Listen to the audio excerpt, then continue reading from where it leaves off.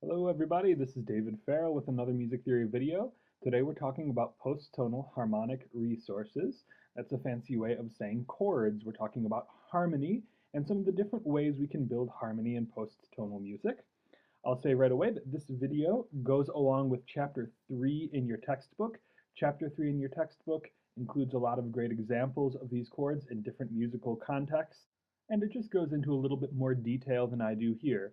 So please use this video and that chapter together to fill in all the things you need to know about chords and come to class ready with questions. Let's get into it. A quick detour into vocabulary before we get into it.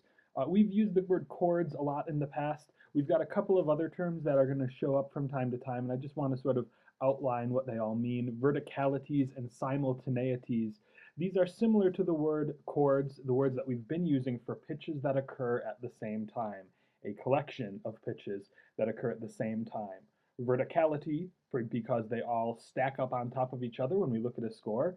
Simultaneity, because they all happen at the same time. The word chord is sometimes looked down upon or not used as much when we're talking about harmony in post-tonal music because chords have very specific rules in terms of traditional tonal music. And we know this because sometimes we'll have a bunch of notes that happen at the same time, but only some of them are actually chord tones, and then others are these special things called non-chord tones. And our post-tonal harmonic vocabulary is a lot bigger and more flexible than that. So anything that happens at the same time can be considered a chord. This is why we have a little bit of flexibility with the language we use here, and sometimes we use these other terms. Just want to make sure you're ready for that and you have a basic understanding of why some of these other terms are favored over the term chords. I'm still going to say chords a whole bunch. Okay, now let's get into some actual harmony. I've divided my video today into two categories. The first is what I'm going to call elaborations on tertian harmony. These are chords that are based in the chords we know and love, triads and seventh chords. Some of them I think you're already a little bit familiar with, but I just want to go over the different types of expansions to traditional harmony that we're going to be encountering in some of the music we see when we study post-tonal music. These include extended chords, chords in which we add thirds on top of sevenths to our harmony. Added note chords, a sort of different category in which we take a familiar chord like a triad and we add some extra notes into there. Split chords, including split third chords, which is a kind of a subgroup of added note chords. And open fifths, something that doesn't need a lot of explanation, but I will talk about briefly. Let's go through each of these really quickly.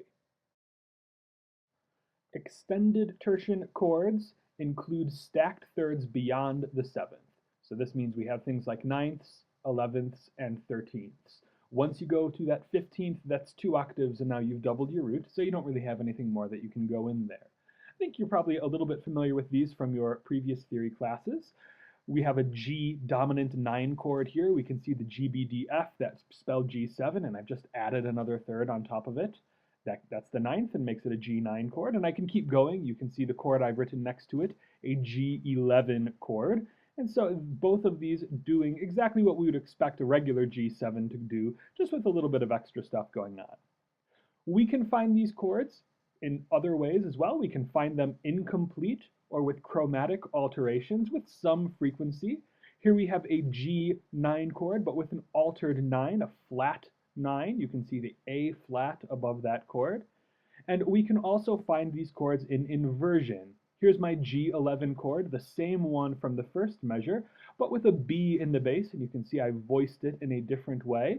It could still be functioning as a G11 chord.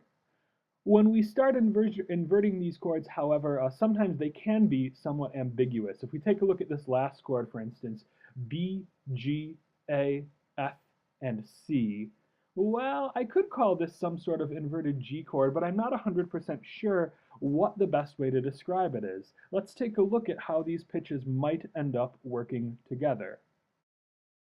I could imagine a world in which this is another of my extended G chords, one where I've omitted the fifth, where there's no D. But I could also imagine this as some sort of F extended chord. I could imagine this as an F chord where that E has been omitted, where there's no seventh, but we do have a ninth and an 11th above. And so I would have to look at the context around this chord to give me the best description for how it goes. When we start adding all these notes, again, figuring out exactly how the chord is supposed to function in the best description can be challenging. When an extended tertian chord is complete, it can often be very easy to recognize, and so that's good. But when it's not, we just want to be flexible and understand that there might be more than one good explanation. That's what we have to say right now, a brief introduction to extended tertian chords. Let's keep going with some others.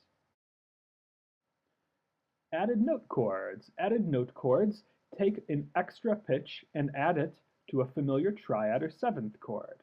The most common things that we're going to see added to our chords are sixths or seconds above the root. These are very common additions. The added sixth chord goes back quite a long ways and is common in a lot of popular musics. These are very similar to extended chords. Okay? The analysis between the two is often very flexible. A lot of your added note chords can be described as ninths or elevenths or things like that. And likewise, a lot of your ninths or elevenths might be described as a triad with an added note. The term added note chord is used most frequently when we have a triad that has a really strong function. As in an example that I've written for you here, we can see a 5-7 resolving to 1 in our key of C major, and then it happening again. But that second resolution, we can see that I've added an extra note to my C major chord. It's a C major chord, but we've just got an extra D stuck in there. I've added a pitch a second above my root. This is a really common way to see our added note chords in a place where they function very clearly tonally, but they've just got something extra sort of put in there, something to add a little bit of character or depth to the sound, something that you wouldn't normally expect. These are our added note chords. Again, a lot of these chords function in a similar way, and so split chords are kind of a specific subgroup of added note chords. Just like added note chords, they're going to take a familiar chord, a familiar triad, and they're going to add a note to it. But split chords add a very particular pitch. The added note is a chromatically altered version of one of the other pitches of the chord. Okay? In my little introduction here, I labeled these as split third chords, and that's because a split third is by far the most common version of this chord. But others can be found as well, and so I guess split chords is a little bit more general, okay? You can see I started my notation here with a basic C major triad, and then I wrote a version of C that has a split third. One is the C major third, the E natural, one is the minor third, an E flat. This is the most common split chord, a major minor chord. When we talk about split chords, this is the one that we're going to see by far more than anything else, a triad with both a major and a minor third. But other versions can exist, and the terminology works for them as well. A chord with a split fifth, for example, that we see here, a C major triad that has a G and also a G sharp. So is this a major triad or an augmented triad? Well, it's a little bit of both coming together. Okay, these are our split chords. Again, very similar to added note. These are a subgroup of that add a chromatically altered version of one of the tones. Let's look at one final version of tertian-inspired chords. Open fifths. An open fifth with no third is an open fifth. Okay? An open perfect fifth is a consonant simple sound. You know from your music theory training that open fifths are not something that we use in our part writing very typically because we lose the quality of our chord, and without the quality we lose a lot of the functionality of that chord. If we have a dominant that doesn't have the third, if we have a tonic chord that doesn't have the third, then we lose a sense of where we are in our key. But in post-tonal music, sometimes that doesn't bother us, and so open fifths can be found from time to time. Sometimes they are there to evoke sort of early music, or just to give a sense of consonance that contrasts with some of the dissonances being used. So we want to be on the lookout for these open perfect fifths. You can see sometimes they can be doubled. I've written a bunch of them in various voicings here. All of these, again, familiar elements that we've seen from tonal music, but with different twists on them. Okay, so for the next part of the show, we're going to move to different approaches to harmony, different approaches that are not rooted in thirds. Non-tertian chords, we've got a couple of types we're going to be talking about in the video. Quartal and quintal harmonies is one group. Secundal chords, or clusters, is another group. And polychords is the third one. Okay, these are some different chord types that are not rooted in our traditional tonal system, although I guess polychords is pretty close. Let's talk about each of these. What are they? How do they work? What are we looking for? Starting with quartal and quintal harmony. Our tertian harmony is built on stacking thirds. Quartal and quintal chords are built by stacking different intervals. Quartal harmony is built on stacked fourths, and quintal harmony is built on stacked fifths. I group these together, of course, because fourths and fifths are inversions of each other, and so the chords can look very similar. The arrangement of pitches is thus pretty important. If we look at, for example, the first chord I've written here, C, F, B flat, and E flat, this is a pretty clear example of a quartal chord. I've stacked up fourths, C to F, F to B flat to E flat there. If we skip ahead to the next measure, we can see an example of a quintal chord built on stacked fifths. E flat is the lowest note, a fifth up, B flat, a fifth up, F, a fifth up, C. These two chords, the first chord in our first measure and the first chord in our second measure, have the same pitches, F, C, B flat, and E flat. So how they are arranged determines whether or not they are a quartal or a quintal sonority. Okay? If we have an inverted version of this chord or versions of this chord that don't stack clearly, then we can use either term to describe these chords. In the second chord of measure 1, you can see I've jumbled some things up, F, B flat, C, and E flat. This chord is clearly neither quartal nor quintal. Okay? It doesn't really go either way. There's some fourths in there, but there's a fifth in there as well. And so we could describe it using either one. This is a quartal quintal chord that is not clearly one or the other. The same as the second chord in this second measure. Okay, that one has some fifths in it, but has some fourths in it too. We know it's constructed off of stacked fourths or fifths, but it doesn't really matter which one we use to talk about it. These chords typically use perfect intervals, perfect fourths and perfect fifths. Okay, the chords I just showed you all use perfect fourths and perfect fifths, but others can be mixed in. If you look at my last chord, you can see it's a quintal chord of stacked fifths, but I snuck a diminished fifth in there to give it a different sound. So C to G are perfect fifth, G to D flat diminished, and then two perfects on top, A flat and E flat. These are our quartal and quintal chords. When we look at our pitches, when we're trying to identify these, we want to look for that pattern of stacked fourths or stacked fifths. And that lets us know we're looking at one of these chords. We've used thirds and their inversions, sixths, to generate chords. We've used fourths and their inversion, fifths, to generate chords. That leaves seconds to generate chords. Secundal chords are chords built on seconds, on stacking up seconds. They're often called clusters, especially when they are voiced very closely together, which is a common way to see them. These chords can freely mix major and minor seconds, so it's pretty common to see both versions or a mix of them showing up. You can see I've got two stabs here to help you out. Our first chord, a diatonic cluster, built out of seconds from our C major scale, C to D, D to E, E to F, F to G, G to A, all seconds there. Some of them are major seconds. There's a minor second in there as well, but that doesn't matter. It's still a secundal chord, still built off of all seconds. The next chord I voiced in two hands, so it's easier to read. I've got all the white notes from B to G in my left hand of the keyboard in the treble clef, and I've added in all the black notes, C sharp, D sharp, F sharp, and then a G sharp in my right hand. This is a chromatic cluster. It has all minor seconds in it, a really, really dense, thick, dissonant sonority. The last chord, you can see I've spread my seconds out. I've inverted them into sevenths, B flat to A to G, G to F, F to E flat. Okay, this is still something we would describe as a secundal chord, although we would point out that it emphasizes the sevenths rather than the seconds. This arrangement is much, much less common than the stacked cluster form, but from time to time we can see a chord. Again, we will get the same pitches, and so it is a very, very closely related chord to these others when we stack our sevenths.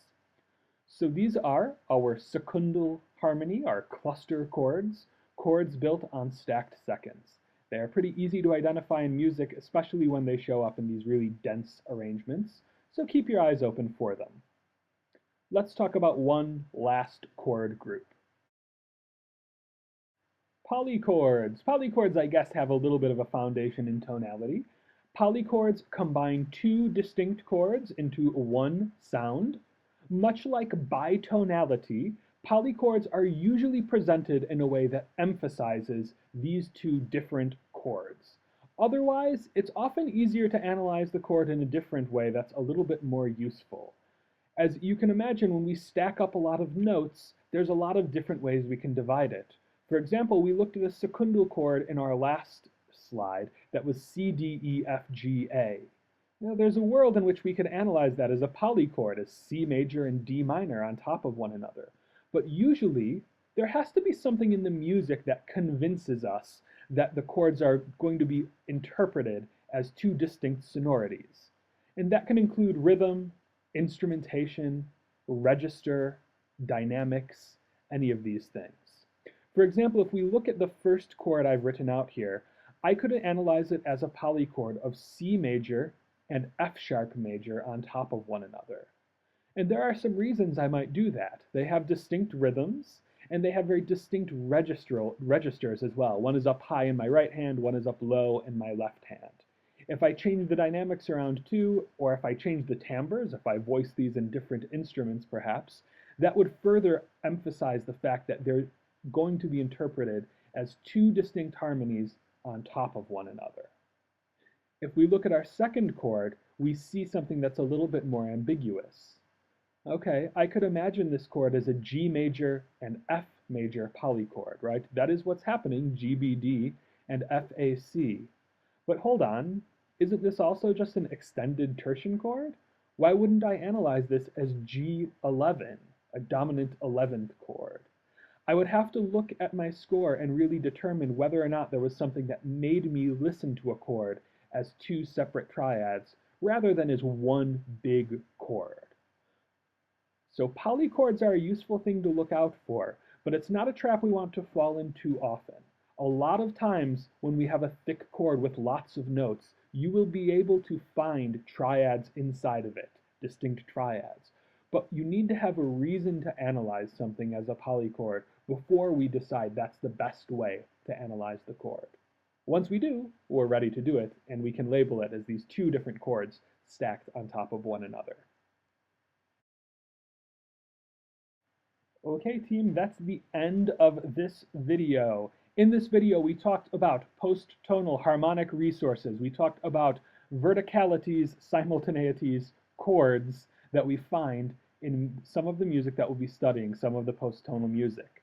We looked at a couple different ways we could expand on familiar tonal harmonies through extended tertian chords that stack up thirds, through added note chords where we take a triad and jam something else in there, through split chords where we have two different versions of the same chord member, often the major and minor third of a triad.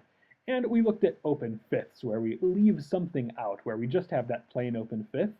Then we looked at some non-tertian ways to look at chords.